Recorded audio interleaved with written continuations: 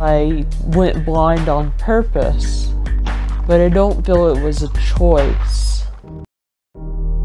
For most people, going blind would be a nightmare. But for Jewel Chouping, it was the fulfillment of a lifelong dream. She suffers from a rare condition called body integrity identity disorder, which led her to deliberately take her own sight. When there's nobody around you that feels the same way, you start to think that you're just very crazy. I don't think I'm crazy. I think I have a disorder. BIID means that you have a need to be disabled in some way. In my case, it was a need to go blind. 9 years ago, Jewel took the drastic decision to blind herself, and she researched the method she would use. I found that lye is very painful, although it does get the job done. I found that drain cleaner is a little less painful, although it does a lot of damage to the eye. Because drain cleaner was easily available to me, I went with that. She found a psychologist willing to help her, and after 2 weeks of working together to make sure she was ready, they carried out Jewel's plan.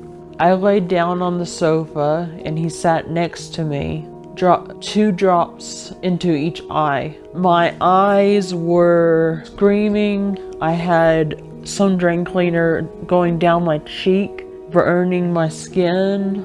In the moment, all I could think of was, I'm going blind, it's gonna be okay. After waiting half an hour to make sure the damage was done, the psychologist took Jewel to hospital, where doctors fought to save her sight. When I woke up the following day, I was joyful until I turned on my back, opened my eyes, and could see the TV screen. I was so enraged and I thought that it hadn't worked. Then over about 6 months, the sight in both eyes slowly went away. I was so happy. I felt that this was who I was supposed to be. While Jewel was happy, her actions cost her her relationship with her family. But this was something she'd been building up to throughout her life.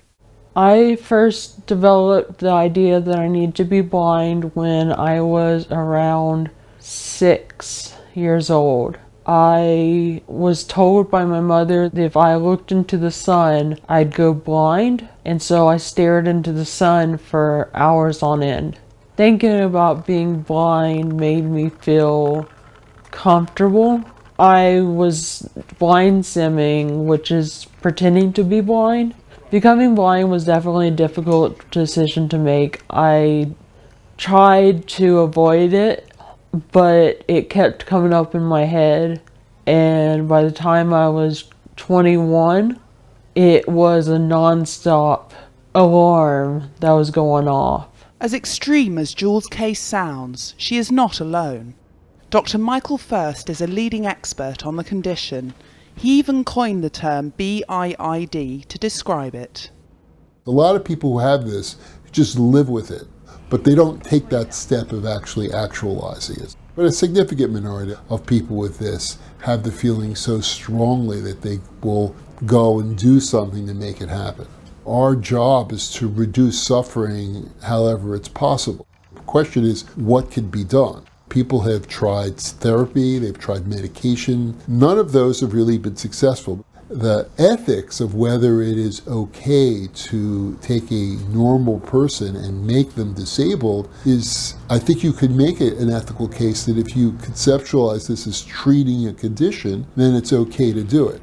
The big fear, of course, is somebody goes ahead and gets an amputation or becomes disabled and then changes their mind. I'd like to encourage people to do what makes sense to make them feel better, but this is such a drastic move that it's hard to encourage. Initially apprehensive, Jewel has now told her friends in the blind community about how she took her own sight. I told her that I didn't care, that I think there's no resentment for her voluntarily taking her eyesight. That's not who I am. I just don't think I've ever known anyone who had that condition. I think there's a lot understood in the medical community, but I'm sure that by what happened to you, it will be helpful to somebody else. Hey, Joel. How's it going? Oh, hi, y'all. Does this affect our friendship at all?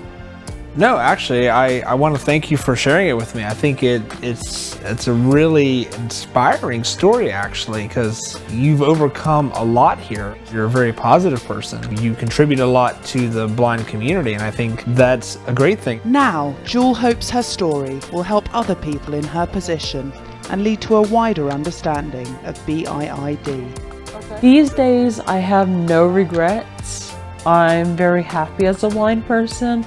If somebody's out there with the same feelings as I have, I would say don't go blind the way I did. I know there's a need, but perhaps someday there'll be treatment for it, and just wait for that treatment if you can. If you feel that you have to, at least talk to a psychiatrist. Try to get somebody who knows what they're doing to help you. Don't do it for yourself because it's dangerous. That's why I'm getting my story out there, to help people understand BIID and what it is and what is not.